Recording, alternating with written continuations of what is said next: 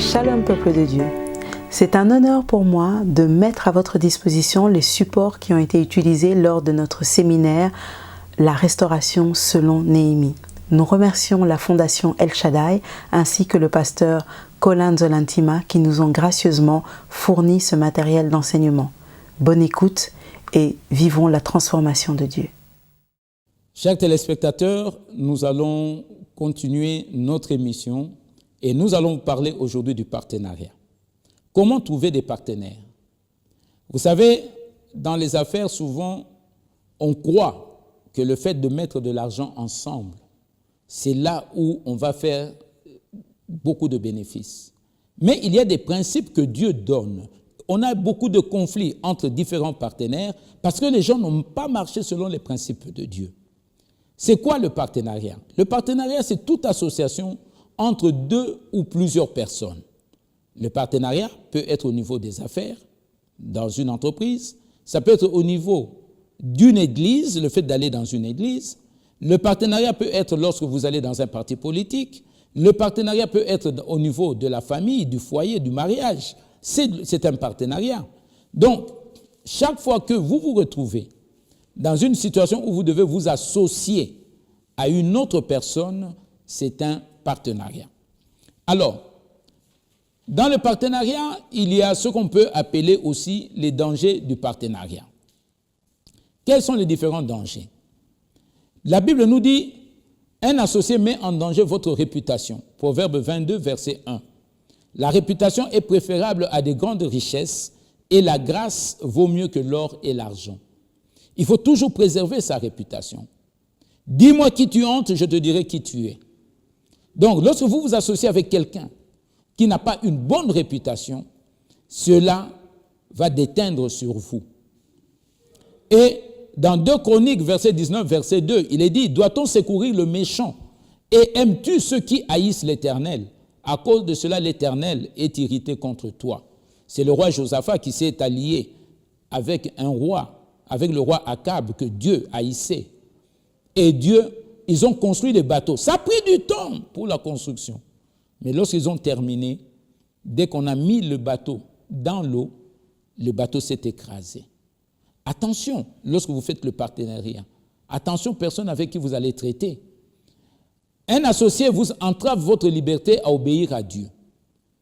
Dieu va vous parler de certaines choses et votre partenaire fera autre chose. Et vous êtes obligé quelquefois de suivre votre partenaire. Cette désobéissance vous met dans des problèmes. Nous connaissons l'histoire d'Abraham. Dieu dit à Abraham dans Genèse 12, « Va-t'en de ton pays, de ta patrie et de ta maison, de ton père, dans le pays que je te montrerai. » Mais Abraham va s'associer avec Lot. Quelle est la conséquence? Il y a eu les fils d'Amon et les fils d'Amon qui sont devenus des ennemis des enfants d'Israël. Donc, faisons attention. Autre chose aussi, l'association ignore les limites établies par Dieu. Vous savez, Dieu, quand il appelle une personne, il lui donne toutes les potentialités pour qu'il puisse réussir dans sa mission. Mais, lorsque vous prenez l'autre personne qui ne connaît pas Dieu, il marche dans le désordre. Quatrième élément, toujours dans le partenariat, dans les dangers, ne t'associe jamais à un plus grand et plus fort que toi. Ne t'associe jamais à un plus grand et plus fort que toi. Parce que le jour où il va aliéner tes biens, il va prendre tes biens, chez qui tu iras te plaindre. Je me souviens un jour, un monsieur a voulu que nous puissions travailler ensemble. J'ai établi tout le projet. Et le projet devait rapporter plus de 60% de bénéfices. Il était d'accord, il a mis l'argent. Mais dès que les marchandises sont entrées à Kinshasa, il m'a dit non, je préfère d'abord travailler seul. On verra plus tard avec toi. Tu vas l'accuser chez qui? Mes frères, donc, ne t'associe pas à un plus grand et plus fort que vous. Faites toujours attention, surtout quand la personne ne connaît pas le Seigneur. Je vous épargne les autres détails parce que j'aimerais plus parler comment trouver un partenaire. Parce que je crois que c'est ça qui vous intéressera le plus. Dans Acte 2, versets 41 à 44. Que dit la parole de Dieu? Ceux qui acceptèrent sa parole furent baptisés. Et en ce jour-là, le nombre des disciples s'augmenta d'environ 3000 âmes. Ils persévéraient dans l'enseignement des apôtres, dans la communion fraternelle, dans la fraction du pain et dans les prières. La crainte s'emparait de chacun. Et il se faisait beaucoup de miracles et de prodiges par les apôtres. Tous ceux qui croyaient étaient dans un même lieu et ils avaient tout en commun. Alors je vais m'arrêter là. Dans ce passage, il y a au moins 10 principes fondamentaux que vous devez retenir quand vous devez trouver les partenaires. Premier principe, il faut toujours vous présenter, vous identifier. Ceux qui acceptèrent sa parole, c'est-à-dire il faut dire à votre partenaire qui vous êtes. Qu'est-ce que vous aimez et qu'est-ce que vous n'aimez pas. Beaucoup de personnes préfèrent toujours, moi-même je l'ai fait. Quand un partenaire venait, je mettais d'abord l'argent et après je commençais à réfléchir. Et j'ai perdu beaucoup d'argent là-dessus. Jusqu'à ce que Dieu a montré ce passage dans la Bible. Première chose, vous dites à votre partenaire qui vous êtes. Je suis chrétien, je suis quelqu'un qui aime la justice, l'honnêteté, l'intégrité, ainsi de suite. Vous devez le dire, votre partenaire doit l'entendre de votre propre bouche. Ah non, j'avais fait des enquêtes, non. Il doit l'entendre de votre propre bouche, que vous n'aimez pas telle chose. Il doit le savoir. Deuxièmement, le baptême. Le baptême, c'est quoi? Ce n'est pas le problème d'être aspergé d'eau ou par immersion. Ici, le baptême, c'est porter du fruit digne de la repentance. La personne avec qui vous voulez traiter, quel est son background? D'où vient-il? Qu'a-t-il fait ailleurs? Si c'est quelqu'un qui avait volé ailleurs, nous venons de suivre ce qui a été dit sur les conséquences. S'il avait volé l'argent d'autrui, il vient se mettre en affaire avec vous, vous allez tout perdre. Vous aussi, vous allez perdre votre argent. Quelles que soient les prières que vous allez faire. Parce que les gens croient que tout est sanctifié par la parole. Non. Souvenez-vous de l'histoire d'Akan. Le péché d'Akan. Josué était là. Mais du fait que quelqu'un a commis le péché, il y a eu mort d'homme.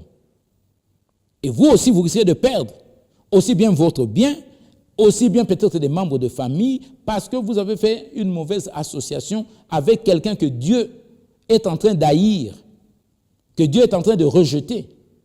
Il faut faire attention. Que ce soit, si demain vous trouvez un fiancé, une fiancée et autres, c'est pareil. Donc, le baptême. Troisièmement, persévérer aux enseignements. Ce n'est pas facile d'obéir à Dieu. Ce n'est pas facile de marcher avec le Seigneur. Les conditions ou les commandements de Dieu sont si contraignantes qu'il n'est pas évident de vouloir marcher avec Dieu. Il y a tellement de tentations, des choses autour de nous qui peuvent nous faciliter la vie. Mais il faut persévérer. Dans la persévérance, même quand vous tombez, relevez-vous. Ce n'est pas la fin du monde. La grâce de Dieu est là, l'amour de Dieu est là pour vous pardonner. Mais pour autant que vous puissiez vous repentir réellement. Donc il faut persévérer. Troisièmement, il faut persévérer. Quelqu'un qui n'a pas la persévérance, faites attention. Il vous dit oui le matin, le soir il dit non. Faites attention.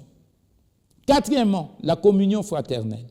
La communion fraternelle, c'est le fait de se retrouver dans les différentes assemblées, les différentes réunions, les réunions des anciens de Belgique, la réunion de telle tribu, la réunion de tous ces anciens de telle communauté. Tout cela, ça fait partie de la communion fraternelle. Mais la communion fraternelle ne suffit pas. Il faut la fraction du pain. Parce que dans la communion fraternelle, vous pouvez rencontrer des escrocs, tout le monde. Vous êtes tous ensemble. Vous êtes dans les églises, vous êtes dans l'entreprise. Vous êtes dans le milieu des affaires, vous vous connaissez. La communion, vous prenez un verre ensemble, vous êtes dans des grandes manifestations. Ça, c'est la communion fraternelle. Mais ce n'est pas une raison pour faire des affaires ensemble. Il faut passer au quatrième point, la fraction du pain. Vous commencez à manger ensemble. Vous savez, beaucoup de personnes, lorsqu'on les invite dans un restaurant, surtout s'ils savent que ce n'est pas eux qui vont payer, ils commencent à commander les plats les plus chers. Attention, c'est là où votre partenaire vous teste. Vous avez l'habitude d'aller prendre des plats très chers. La fraction du pain. Il y a des personnes, lorsqu'on les invite, ils remplissent les assiettes, surtout lorsqu'on présente le buffet. Ils remplissent les assiettes comme si c'était la fin du monde. Après moi, le déluge. Ils ne pensent pas à ceux qui vont venir après. C'est encore un problème. La fraction du pain. La fraction du pain, vous êtes dans votre bureau. Vous êtes en train de dialoguer avec la personne qui est devant vous. Le téléphone sonne. Soit c'est vous, soit c'est l'autre. Et la personne qui est en train de dire « Je ne suis pas à Bruxelles, mais je suis déjà à Danemark », alors que vous êtes à Bruxelles, c'est un menteur. Et la Bible dit « Celui qui n'est pas fidèle dans les petites choses, il ne le sera pas dans les grandes ». Ça, c'est un clin d'œil que le Seigneur vous donne pour vous dire « Attention, ce monsieur n'est pas sérieux ». Vous êtes dans son bureau, il a donné rendez-vous à quelqu'un pour venir le voir à 10 heures. On lui présente le papier d'audience. Ah, dites-lui que je suis occupé, je n'ai pas le temps. Il ne sait pas respecter l'autre. Comment il va vous respecter? Attention à la fraction du pain. C'est là où on connaît le caractère d'une personne, dans la fraction du pain. La Bible dit, quand vous êtes à table en plusieurs compagnies, mettez le couteau sous votre gorge. C'est-à-dire, maîtrisez-vous. Ne commencez pas à sauter sur tous les plats. Vous allez me dire, mais qu'est-ce que cela a à voir avec les affaires? Mais c'est le critère le plus important dans les affaires. C'est ainsi que beaucoup de personnes, avant de traiter des affaires avec vous, ils vous invitent au restaurant. Comment vous allez vous comporter devant un plat? C'est le test. Attention, la fraction du pain.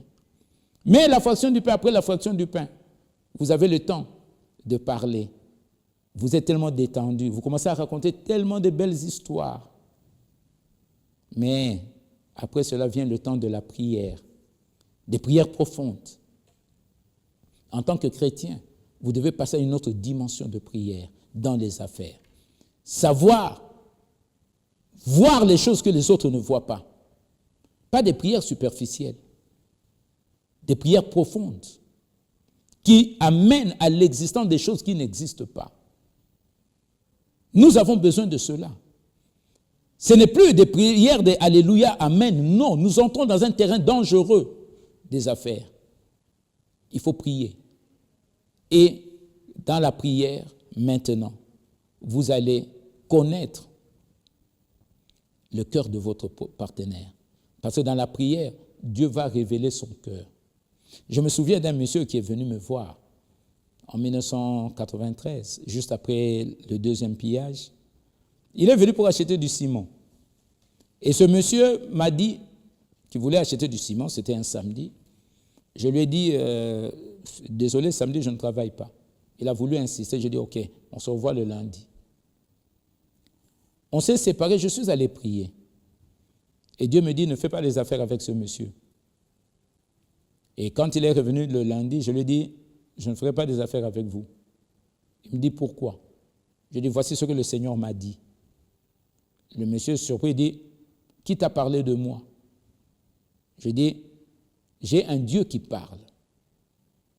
Vous êtes venu, vous ne vous êtes pas présenté, vous ne m'avez pas donné votre nom.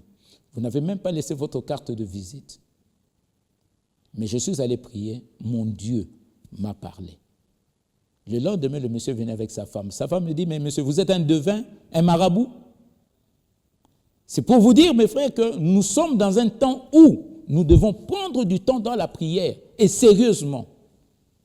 Ce n'est plus le temps de s'amuser dans les affaires. Beaucoup de chrétiens vont faire faillite. Parce que nous croyons que le fait de parler en langue, de gesticuler, de danser dans nos églises, nous croyons que le Saint-Esprit va nous accompagner. C'est le temps où nous devons être très sérieux, nous tous. Nous tous. Il faut que la prière profonde amène la crainte de Dieu. Là, nous sommes au 7e point. Parce que le premier point, s'identifier, le baptême, la persévérance, la communion fraternelle, la fraction du pain, la prière, et puis maintenant la crainte de Dieu.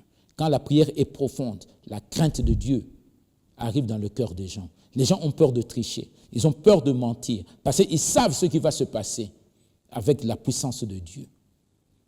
Et puis, quand la crainte de Dieu arrive, c'est là où les miracles et les prodiges commencent à se manifester.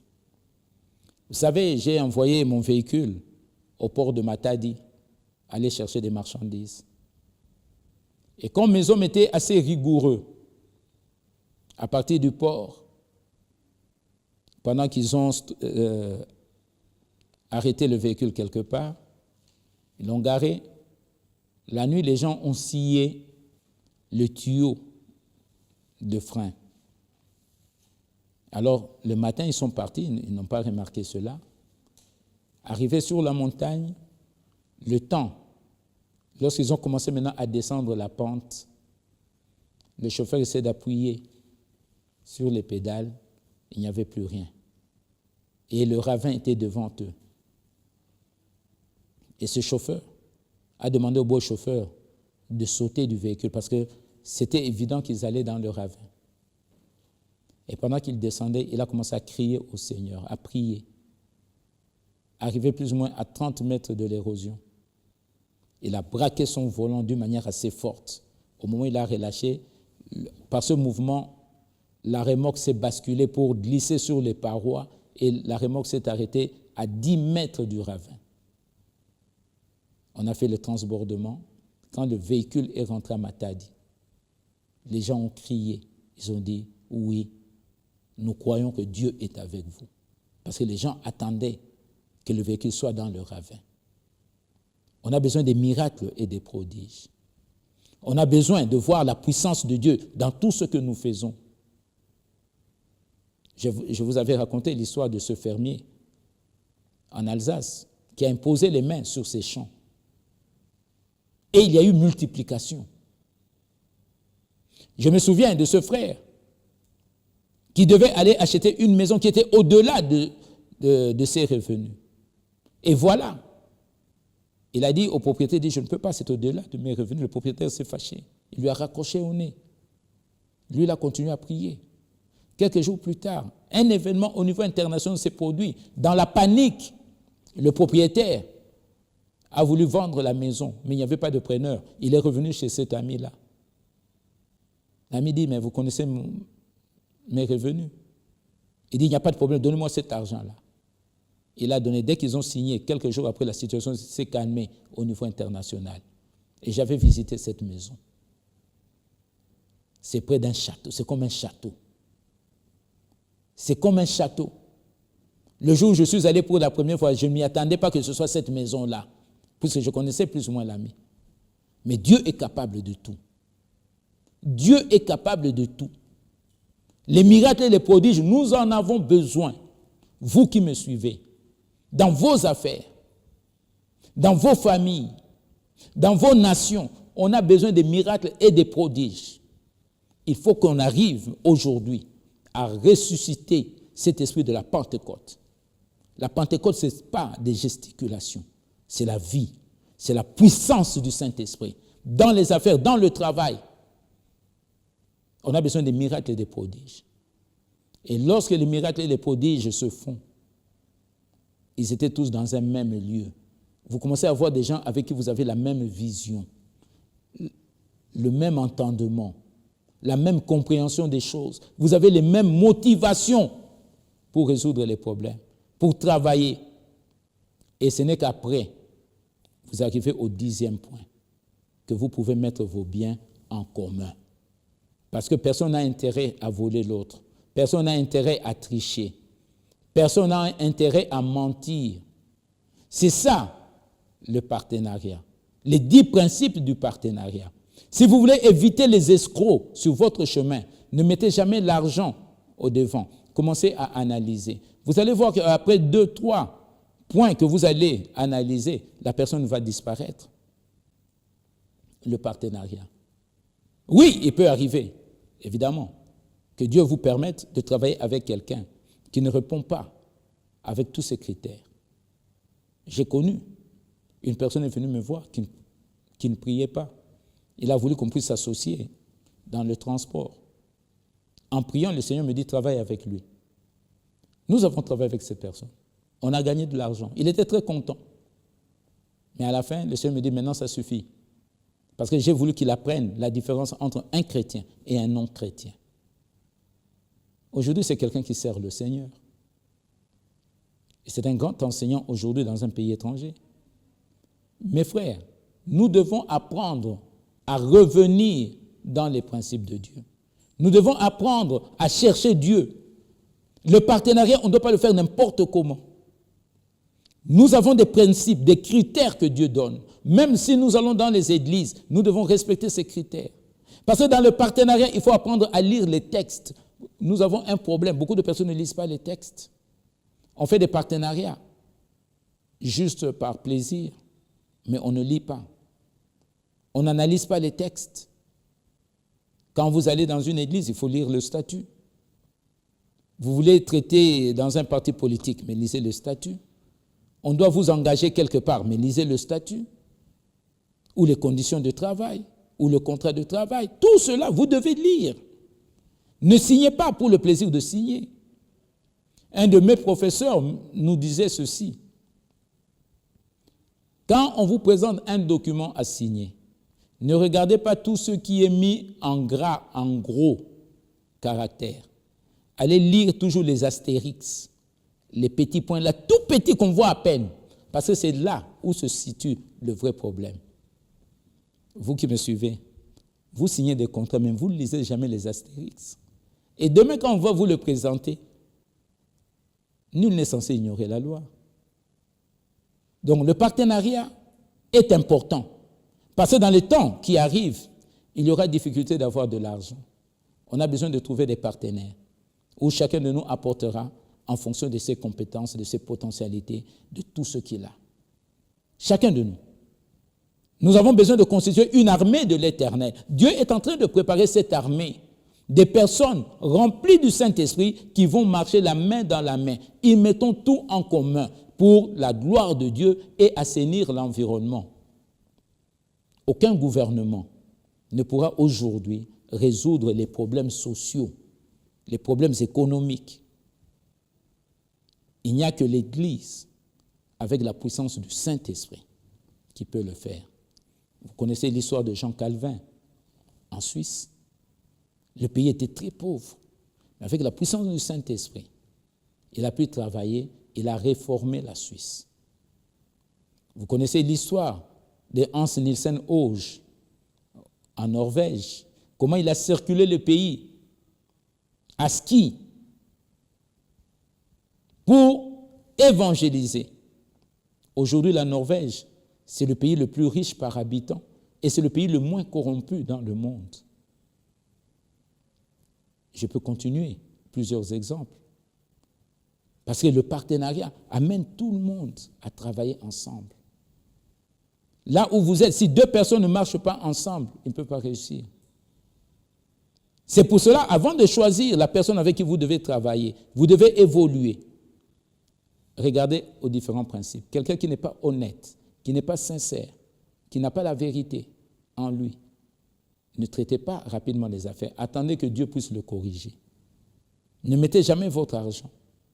N'exposez pas votre corps. Ne mettez pas vos biens à la disposition de la personne parce qu'il va vous rouler. Il va vous piller systématiquement. Le partenariat. Si l'Éternel ne bâtit la maison, en vain les bâtisseurs bâtissent. Si Dieu n'est pas avec vous dans cette association, parce qu'il y a d'autres personnes qui vont toucher